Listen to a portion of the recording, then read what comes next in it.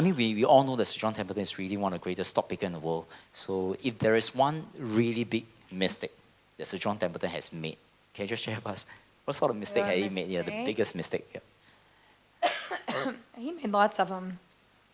He didn't tell you about them, but he did.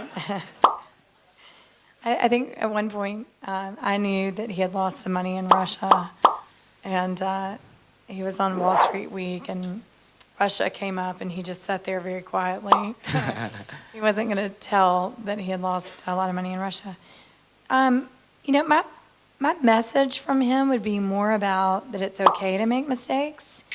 What I noticed from him is that he liked to try a lot of different things. So at one point in my career, he sent me a letter and he said, you know, I want you to use these metrics to select 10 stocks, and I want you to run a levered portfolio, which he never recommended to the average person. Leverage is very dangerous, and I don't recommend it to you either. But he had me do this, and we had disastrous results. It was bad. It was based on a Merrill Lynch, very interesting Merrill Lynch research that you should read. It's a piece they put out called Contenders and Defenders. And the strategy, I mean, it seemed like it made a lot of sense. You could go long these stocks and short these stocks, and it would just make a lot of sense. Well, in reality, you couldn't short any of the stocks in these countries that the report profiled. So we had disastrous results. I mean, it was really bad. We lost a lot of money. And I went down to meet with them, and, you know, gosh, I feel so bad. You know, I lost your money. We've lost so much money. I mean, I was so upset about it. And he was just very much, well, didn't work. Quick, move on. I mean, whatever. Moving on to the next thing. He was willing to try a lot of different things. He didn't get upset when things didn't work. He didn't get upset about his mistakes. He made modifications, and he moved on. And that's, you know, a really good example for all of you. Take the leap. Take $500 and put it in the market and do it yourself.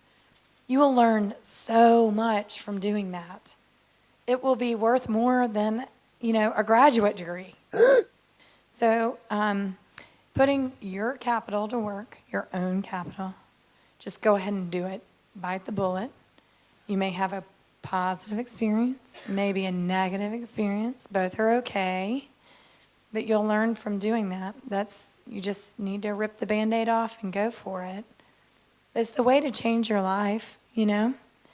You don't, as my dad said, you don't want to work for money. You want your money to work for you. So as a child, he told me, at some point, Lauren, his name's Hanley, and he said, he worked really hard. He owned a hardware store. And he and my mom worked 7 days a week, okay? On Sunday, they did inventory. And I'm very familiar with the process because I would have to go in with them and count all the little nails and screws. But we would do inventory on Sunday. And he said, I invest because at some point, my money will have grown and compounded, and I will have 15 Hanleys working, and then I can retire this one. Yay!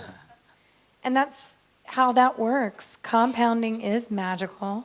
It can change your life. If you let it work for you, it will work.